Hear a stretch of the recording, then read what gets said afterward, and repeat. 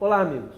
O mandato parlamentar, ele me dá muita alegria quando, através do mandato, proporciona um encontro como o que estivemos hoje no Senado da República. Eu estou aqui ao lado de duas pessoas que eu já tinha profunda admiração pela capacidade e pela coragem de ir na contramão de uma ideia que, embora não tenha sido em momento algum provada, mas que tomou conta do mundo e hoje é como uma opressão a qualquer pessoa que ouse discordar. E qual é a ideia que tomou conta do Brasil, do mundo, sem ser verdadeira? É que o homem, a ação humana, temos capacidade, somos nós que alteramos o clima no planeta. Uma hipótese que em momento algum foi provada, ao contrário, os fatos históricos dizem absolutamente o contrário, não somos nós que fazemos as alterações do clima na Terra ao longo de todos os tempos. E hoje, contrariando esse movimento que praticamente nunca dá lugar ao contraditório, hoje nós tivemos essa oportunidade. Então, para mim foi um privilégio e uma honra. Eu queria passar para as considerações do professor Molion e também do Ricardo, que fizeram hoje aqui no Senado uma palestra. Eu tenho certeza que não só os presentes, mas aqueles que assistiram pela TV Senado, com certeza absoluta, muitos passaram a ter elementos suficientes para parar um pouco e pensar que as coisas não são assim como a ONU e o Instituto de Mudanças Climáticas da ONU faz com que a gente acredite por aí afora. Professor. Não, para nós foi uma satisfação realmente participar, eu falo por mim, né, e ter essa oportunidade que realmente esse assunto não é trazido, como você disse, domina sempre essa ideia de que o homem emitindo gás carbônico através da queima de combustíveis fósseis, como petróleo, carvão e gás natural, ele está aumentando a temperatura do planeta e todas aquelas catástrofes que vão vir, aumento de furacão, de tornados, subida do nível do mar, aumento de doenças, enfim, tem uma lista interminável do que seria o tal do aquecimento global, os efeitos desse aquecimento global. Na realidade, não existe aquecimento global, existe uma variabilidade natural, conforme a gente pode ver nos dados. É bem verdade que não temos muitos dados, né? O planeta tem 4,6 bilhões de anos de existência, confiáveis mais ou menos, talvez uns 100 anos, 150 anos de dados, e isso muito concentrado nos países envolvidos, particularmente na Europa, né? Que no Brasil são raros, embora a gente tenha, durante o período do Denox, por exemplo, tem séries de mais de 100 anos de chuva no Nordeste brasileiro, mas por questão da seca em si. Mas é muito raro você ter séries longas. E para estudar clima, você precisa ter séries longas. Então, o que a gente observa com essas séries longas é que, na realidade, a variabilidade é natural. Ou seja, já aqueceu antes, já esfriou, já voltou a aquecer e vai esfriar de novo. E isso existe alguns ciclos que a gente não sabe exatamente bem, são complexos, né? Que passa até do sistema solar se deslocando na Via Láctea, na nossa galáxia, né?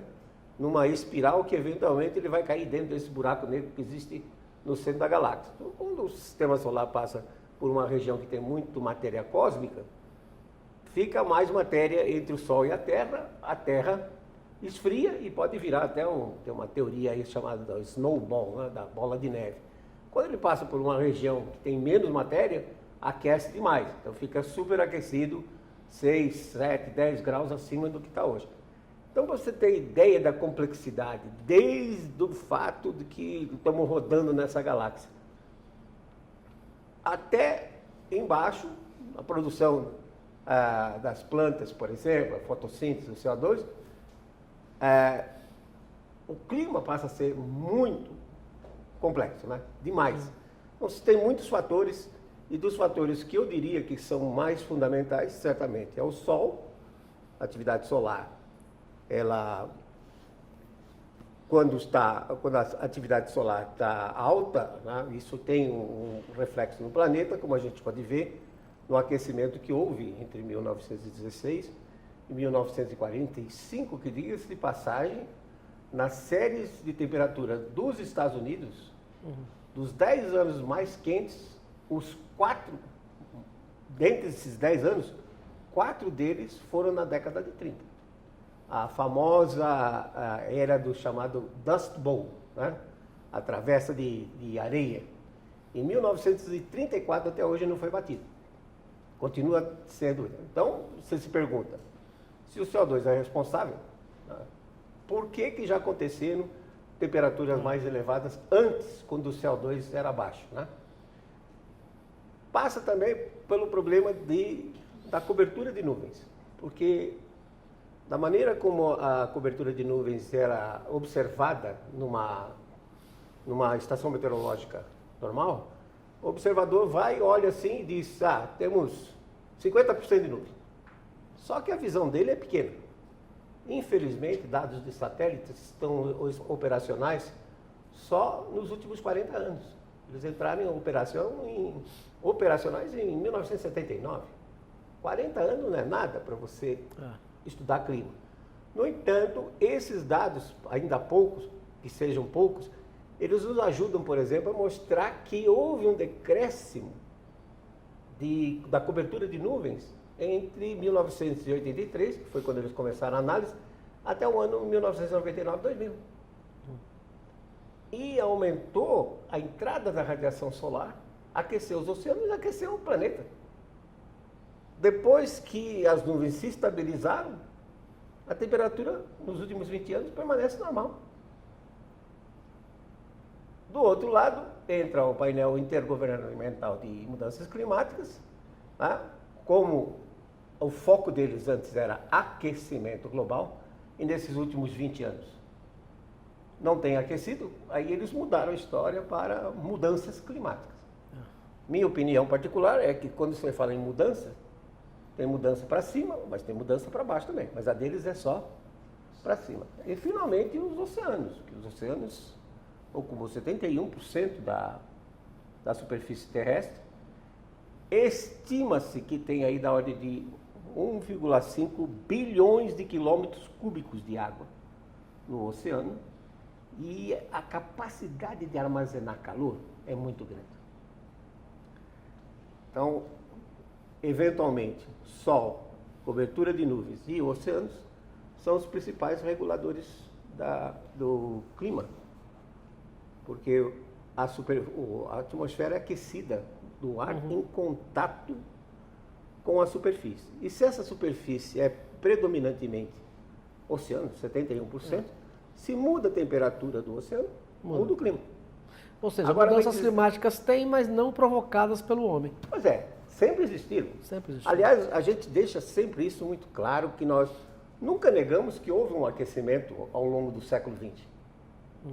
A diferença fundamental é que o IPCC diz que está sendo provocado pelo homem, emitindo um gás que hoje a constituição dele, a concentração dele na atmosfera, é 0,04%. Quer dizer, para cada molécula de CO2, tem 2.500 moléculas de nitrogênio, oxigênio, argônio, né, que são os gases que constituem a nossa atmosfera.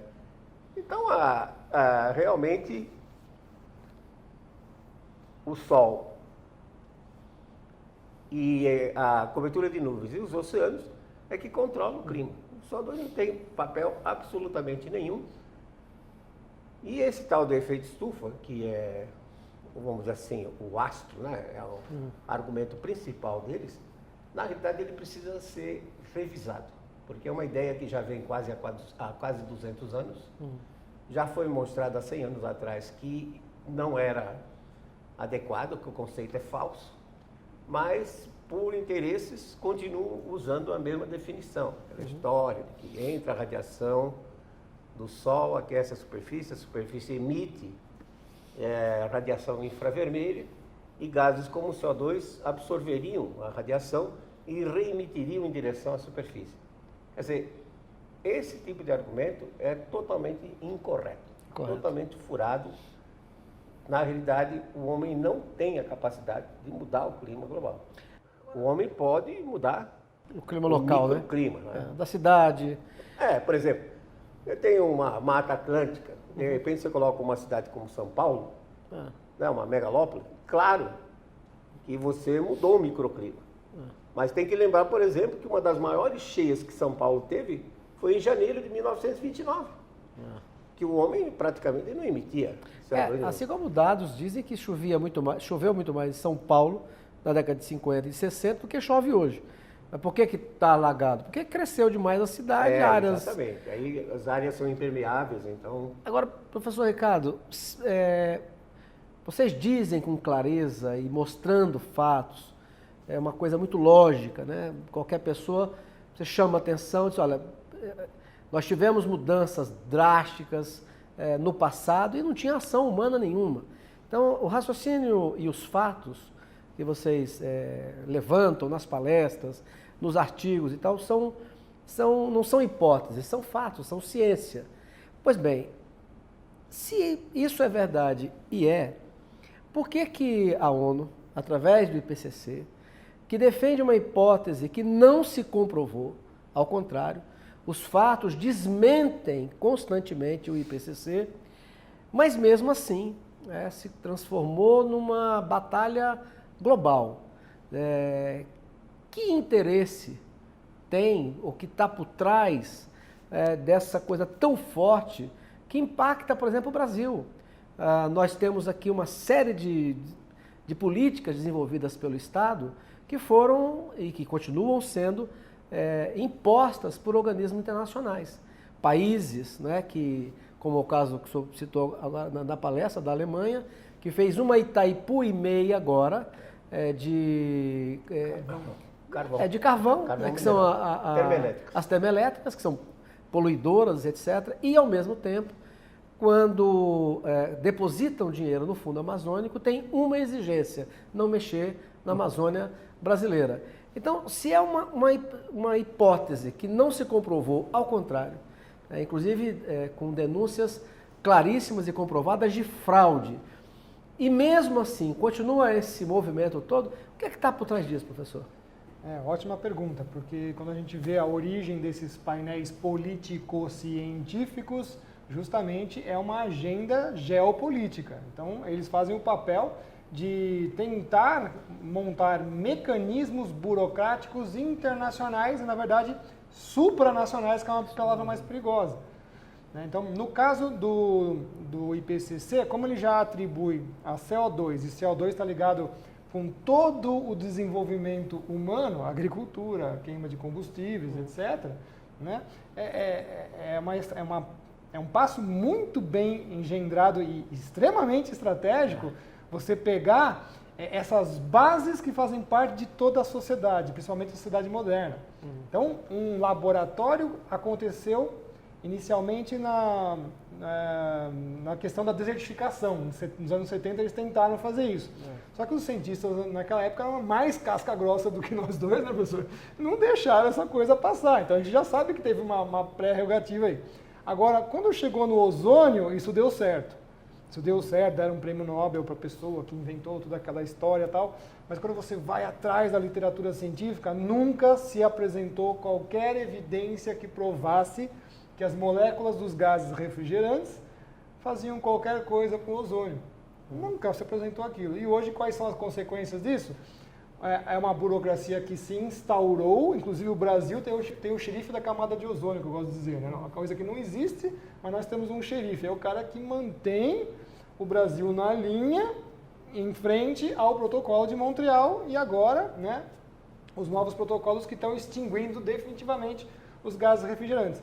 Então, veja só, se eles conseguirem colocar, agora ainda por uma soft law, né, que é uma lei branca, que já está sendo preparada para ser uma lei hard, pesada, certo? Você vai montar um esquema internacional de monitoramento e, portanto, vai trabalhar o CO2 como se fosse o urânio que é feito hoje na Agência Atômica Internacional. Você não pode, né? Você tem que colocar 1 quilo de urânio aqui, tem que sair 1 quilo de urânio ali, né?